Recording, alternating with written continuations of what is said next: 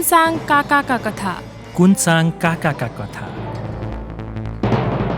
बुलबुल कम्युनिकेसनको प्रस्तुति। YouTube channel श्रुति सम्वेगमा खगेन्द्र सङ्ग्रौलाद्वारा लिखित कथाहरूको वाचन श्रृङ्खला। अच्युत घिमिरेको वाचन। कुन्साङ काकाका कथा। कुन्साङ काकाका कथा।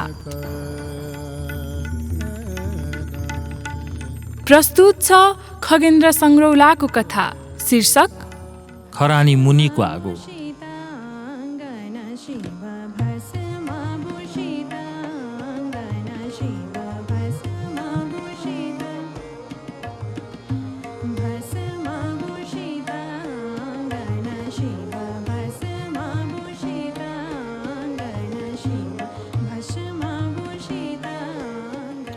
आकाश छर्लङ्गै उग्रेको थियो। झुल्के घामका मधुर र शान्त किरण पैलपुर फुलेको तोरीबारीमा ओइरिए। खरका छानाहरूबाट पातलो बा फुसफुस उड्न थाल्यो। शीतले निथ्रुक्क भिजेको गाउँ घामका न्याना किरणले मुख धोएर मुसुक्क हाँस्यो। ओइ बा, नासपातीका रुखको टुप्पोबाट हरिदलीले उल्लासमय स्वरमा बोलायो। ओइ बा, हेर आकाशभरि गिद्ध उडेका। जितमान सार्की अगेनाका डिलमा खुट्टा फारेर झोक्राउँदै बसेको थियो। उसको मगजमा चिन्ताको प्रवाह उर्लेको थियो, हृदयमा वेदना। उदास मुद्रामा उजुरुक्क उठ्यो। आँगनमा पुग्यो र कान्ति खारेर सुन्यो। घामलाई छुन खोज्दै आकाशतिर चुलिएको गिद्धे पहरोतिर उसले आँखा उठायो। खै त गिद्ध कतै पनि छैनन् नि। मधुरो आशाले भरिएको उसको मन अँध्यारो बादलले ढाकियो। दिक्क मान्दै उसले आङ तान्यो र ऊ फेरि अगेनाका डिलमा झोक्रिन थाल्यो। डाँडाको जोन जस्ती उसकी आमा अगेनो खोस्रिन थालिन्। उसले मुजै मुजा परेका आमाका गालामा जीवनको धुन बिलाउँदै गएको देख्यो। त्यो फुलपातीको दिन थियो, वर्ष दिनको चाड। जम्मै दाँत फुक्लिसकेकी आमालाई जितमानले ट्वाल्ल परेर हेऱ्यो। अहो, अर्को दशैँसम्म आमा बाँच्लिन् र? उसको मुटुको ढुकढुकी टक्क अडिए जस्तो भयो। पोहोरको दशैँको उराट लाग्दो चित्र उसको मनमा नाच्न थाल्यो। आमा पोहोर पनि फुलपातीका दिन त्यही चिसो अगेनाको डिलमा त्यसरी नै कुप्रिएर बसेकी थिइन्। उनीसँगै टाँसिएर पुतली खेलाउँदै गीत गाउँदै थिए सानी डल्ली। मनमा औडाहाको अजङ्गको भारी बोकेर जितमान यसरी नै झोक्रिँदै थियो। यो साल फुलपाती त आयो, तर डल्ली आइन। अर्को फुलपातीमा आमा होलिन् कि नहोलिन्। तालुमा हात राखेर उसले आँखा चिम्ल्यो। आमाका चाउरिएका गालाबाट बिरहका आँसु बगे। मन थाम्न नसकेर जितमान फेरि आँगनमा निस्क्यो।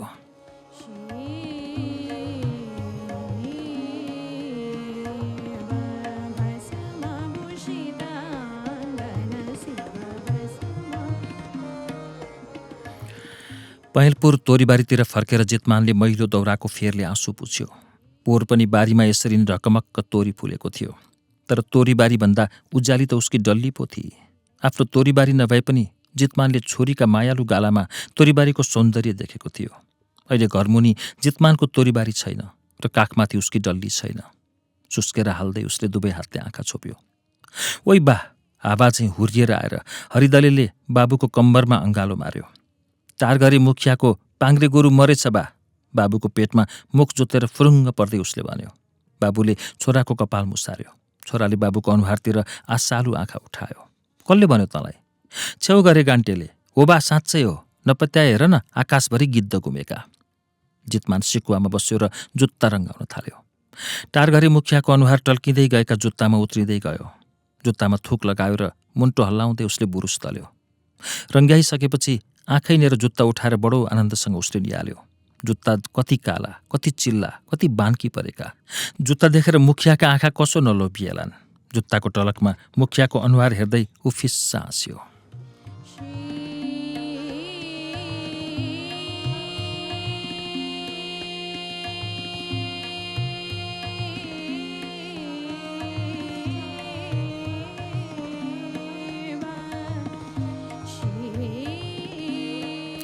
ओइ आमै, टारघरे मुखियाको पाङ्ग्रे गोरु मरेछ, नपत्याए बाहिर गएर हेर त, आकाशभरि कति कति गिद्ध छन्।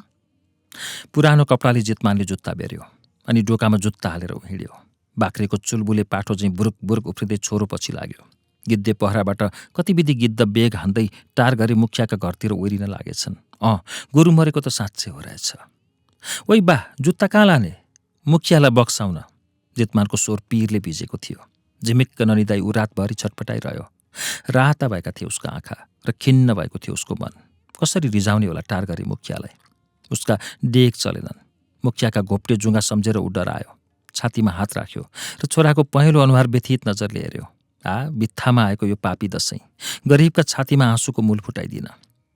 ओइ बा, गिद्धले मासु लुचिसके होलान्, नकरा च्यासे, खालास लबटा। जितमानलाई बेस्सरी ठेस लाग्यो। दाहिने खुट्टाको बुढी औँलाको नङबाट रगत रसायो र उसको मुटु निचोरियो। अल्छी मानेर लुखुर लुखुर हिँड्दै जाँदा महिना दिन अघिको एउटा दृश्य उसको मनको ऐनामा टड्कारिँदै गयो। अहो, टारगरी मुखिया त्यस दिन रिसले कस्तो बुवासो भएको थियो।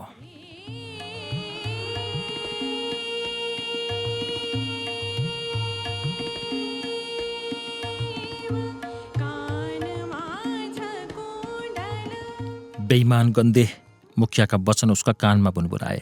के सम्झ्याछस् तैँले मलाई? गुहारे खेतालासम्म नपठाउने त कहाँको राजा होस् है गुये किरा। लैजा, तेरा बाउका छाला तैँ पोलेर खा। हेरिराख गन्दे, तेरो बासुट्टा गर्न सकिनछु भने मलाई गोविन्द डिट्ठाको छोरो नभन्नु।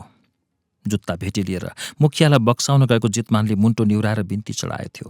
एक्लो मान्छे, चिसो चुलो, नाङ्गो र भोको पेट आदि कुरा गर्दै मुखियाका पाउमा उसले दुःख बिसाएको थियो। परम दयालु भनेर नाम चलेका टारगरी मुखियाले त्यस दिन जुत्ता त लिए, तर दयाको वचन भने दिएनन्। रगत र पसिना जमाएर सिएका जुत्ता सित्तै दिँदा पनि मालिकलाई रिझाउन नसकिने कस्तो गाउँ हो यो। अहो, टारगरी मुखिया त राक्षसे पो भइसकेछन्। कपाल कन्याउँदै जितमानले तोरीबारीतिर आँखा घुमायो।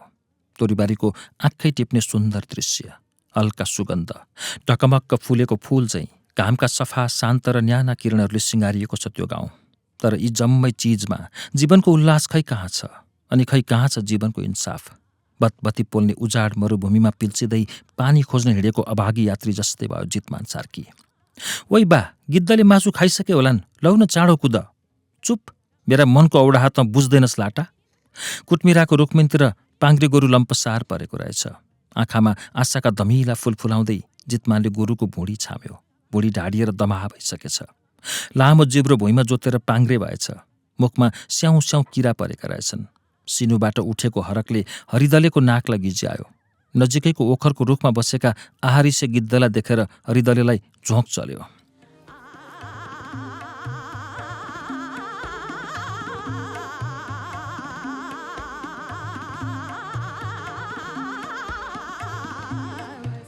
पारखी आँखाले पाङ्ग्रेलाई निहाल्दै जितमानले मनमनै गुन्यो। गोरु त बलियै जस्तो छ, उस्तो बुढो पनि कहाँ हो र? ठुलै पनि त छ। 5-7 छाक मासु।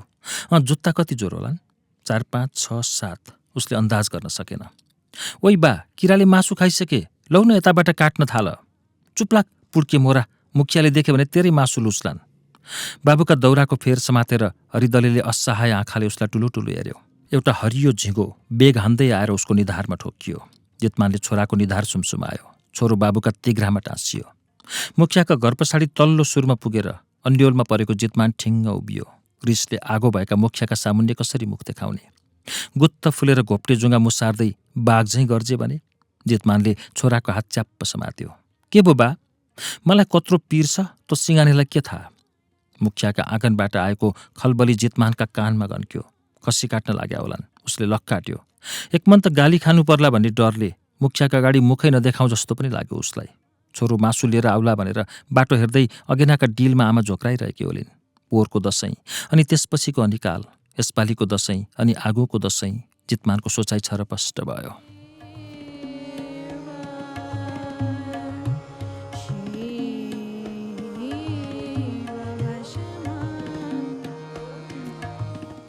गन्दे, निधार खुम्चाउँदै मुखियाले हकारे। हेर हेर, डोको बोकेर सिनु ओसार्न आएको हरामी गिद्ध। गुहारे खेताला डाक्न पठाउँदा के भन्या थिस् सम्झना छ? मेरा दारा नङिच्याए पनि छाक टर्ला भन्थिस् रे, होइन? हेर, दाँत उध्याएको सिनु लुस्न, गर्जिते सार्कीलाई डाक्न पठाएको छु।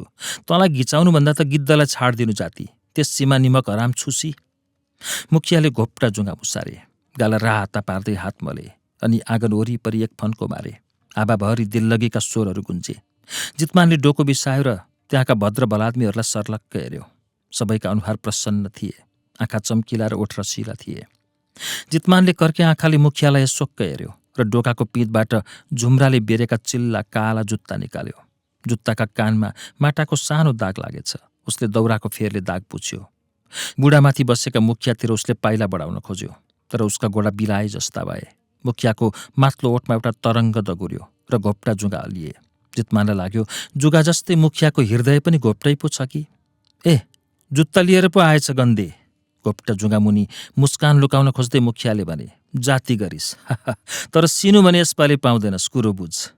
हजुर, सिक्वाको माथिल्लो सुरमा टुक्रुक्क बसेर जितमानले बिन्ती चढायो। पाउँदैनस् गन्दे। मुखियाले जुत्ता भुइँमा पछारे। यत्रो चाडको दिन हजुर।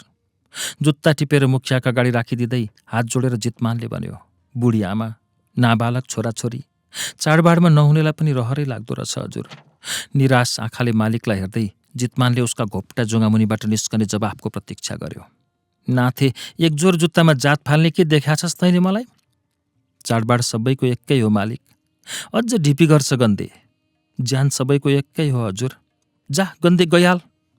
टलक्क टल्किने काला आँखै टिप्लान जस्ता जुत्ता मालिकले खाटामुनि गुसारे। जितमानले निकै बेर मुखियाको गुलियो वचनको बाटो हेऱ्यो। आँगनमा मान्द्रो ओछ्याएर बलादमीहरू खसीका लाम्टा छुट्याइरहेका थिए। आँगनको पल्लो छेउमा उभिएर हरिदले मुखियाका कुरा सुन्दै थियो। केटाकेटी पोलेको मासु चपाउँदै मुख मिठ्याउँदै थियो। हरिदले लोभी आँखाले तिनलाई हेऱ्यो र घुटुक्क ठोक निल्दै ऊ खिस्रिक्क पर्यो। हजुर, कपाल कन्याउँदै जितमानले कलिटी परेका ओठ चलायो। उसका ओठ कामे, उसको स्वर गलामै रोकियो। मुखिया उठे, घोप्टे जुङ्गामा ताउ लाएर घरभित्र पसे। जितमानले यताउति पलाक पुलुक हेऱ्यो र सुटुक्क खाटमुनि पसेर जुत्ता निकाल्यो। जुत्ता लान खोज्या होस् कि कसो ए अनिकाले गन्दे? 2-4 गरा खेत पनि खोसेपछि अनिकाले त हुने नै भयो हजुर। नचाहिने कुरा नगर, डामी माग्लास जिब्रो।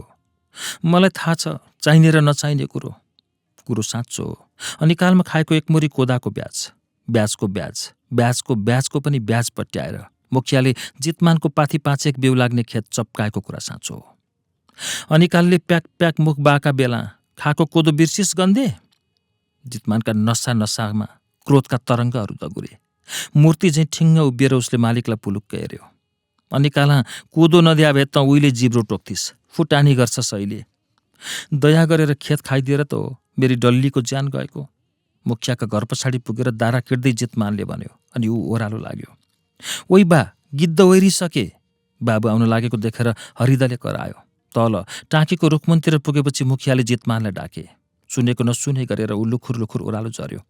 मुखियाले काइते सहानुभूतिले भिजेको स्वरमा फेरि बोलाए। जितमानले रोकिएर मुखियालाई हेऱ्यो। उसका आँखा क्रोधले बलेका थिए। सिनु काटेर आफै भट्टे बोझलाऊ। चाँचाडो पाइला चाल्दै जितमानले तितो पोख्यो अनि उसले मनमा नै भन्यो, मेरो खेत खायो, मेरी छोरीलाई खायो, सिनुसम्म खान नदिएर अब मेरी आमालाई खान खोज्छ, निठुरी काठो। दगुर्दै आएको हरिदले बाबुका तिग्रामा अँगालो मार्यो। मासु काट्न जाउँ भन्दै उसले बाबुलाई पिरोल्यो र बाबुले नटेरेपछि ऊ सुक्क सुक्क रुन थाल्यो। नरो केटा, बाबुले फकायो, भरे सुँगुरको बुच्चो काटुँला। बाबु छोरा चुपचाप ओह्रालो झरे।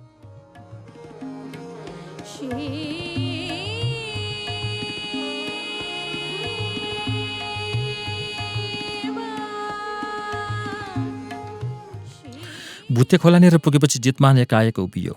9 महिना अघिको दुःखपूर्ण दृश्य उसको मनका आँखामा सजीव भएर नाच्यो। अहो, त्यही चप्लेटी ढुङ्गा मुनतिर त हो 9 महिना अघि उसले आफ्नै हातले डल्लीलाई गाडेको। चिहानलाई झारले छपक्कै डाकेछ। तितेपातीका बुच्का पनि ठुल्ठुला भइसकेछन्। जितमानले दुवै हातले आँखा छोप्यो र छोराका आँखा छलेर सुटुक्क आँसु पुछ्यो। डल्ली खस्नुभन्दा 1 महिना अघिको एउटा घटना उसको मनको पर्दामा झल्याक झुलुक देखियो। त्यस दिन डल्लीलाई उसले छाला माड्न लगाएको थियो। दलिनमा झुन्ड्याएको लामो हल्लुण समातेर डल्लीले निकै बेर छाला माडेकी थिए। बेलुका हेर्दा त हल्लुणले दरफराएका उसका कलिला हत्केलाबाट रगत पो रसाउन थालेको रहेछ। छोरीको दशा देखेर उसको हृदय चसक्क चस्केको थियो। गोज्याङ्ग्री, मैले तँलाई हात फुटुन्जेल छाला माड भन्या थिएँ। छोरीका हातमा ओखती लगाइदिँदै उसले भनेथ्यो। सेता दाँत टलक्क टल्काउँदै मुसुक्क हाँसेकी थिए उसकी प्यारी डल्ली। सम्झिँदा सम्झिँदै जितमानका आँखा फेरि रसाए। डल्ली, यसपालाको अनिकालको महामारीमा तरुल भ्याकुर खाँदा कुफत परेर उसको काखबाट खोसिएकी उसकी प्यारी डल्ली। उसलाई छाला मार्न सघाउने उसकी छोरीको मुख बिहानी पखको कलिलो घाममा चम्केको देख्न अब ऊ पाउँदैन। छोरीका मायालु हातले टिपेको सिस्नोको तरकारी खान अब ऊ कहिल्यै पाउँदैन।